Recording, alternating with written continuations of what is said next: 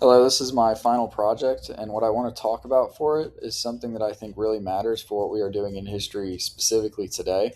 And it's not about getting rid of the Georgia standards completely, it's about teaching students how to think historically. And the way that I think that we do that is going beyond what the Georgia standards have written down. So, what does good historical thinking look like? Bruce Van Slederight studied how historians and students engage with history. And his argument is that real historical thinking is not about memorizing names and dates. It's about reading multiple perspectives, figuring out who wrote them, and most importantly, why they wrote them. Then weighing those different perspectives against each other. He found that when students only ever get one version of history, of events, that they start to treat history as something that is unchangeable. But when you put competing perspectives side by side, students start to understand that history is something that we make, not something that we just learn about. That difference matters a lot when thinking of how we build a curriculum.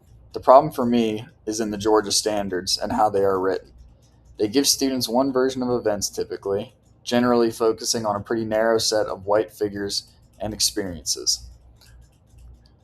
Groups of people, such as women, Native American communities, and other historically marginalized groups, are often seen as footnotes or substandards. Their choices are not shown as shaping the outcomes we live in today. Catherine Engebretson found that women tend to appear as occasional contributors to a single story to a story that is about someone else rather than as central actors in their own story. That pattern shows up constantly whenever a historian decides whose story counts as history.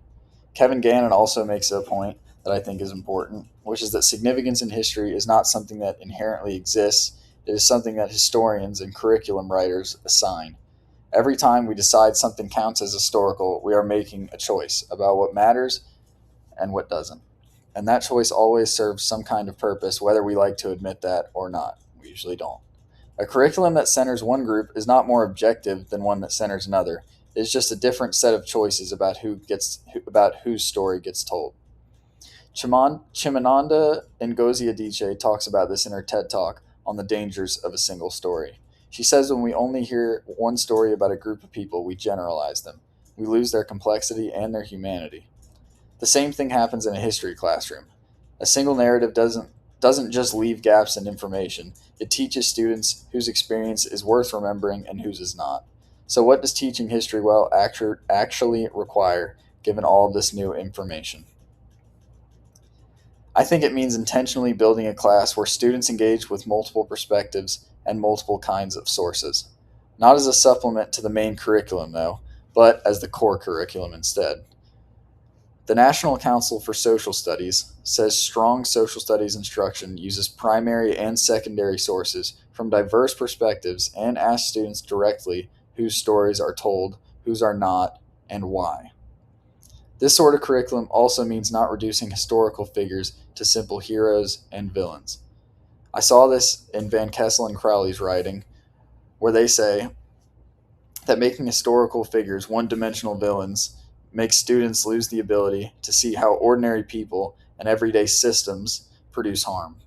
What makes this most important now is the current state of our nation, which I won't get into too heavily. Clint Smith wrote about how state legislatures across the country are increasingly restricting the history that explains why our nation looks the way it does today.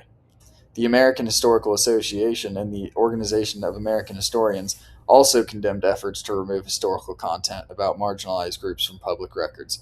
They called it censorship that denies the public access to documented history. I agree with this, and it is my view that it's a mistake and that teaching multiple perspectives is not an ideological position. It is what the study of history requires. So going forward, I would like to see more support for teachers to supplement the standards, the Georgia standards, with primary sources and perspectives the standards do not provide. Things like female and Native American voices and materials from other marginalized groups. But I do want to make clear again, however, that this is not about throwing out the standards completely. It is about teaching toward the goal that they set out for originally, which is to teach students how to think historically. Thank you.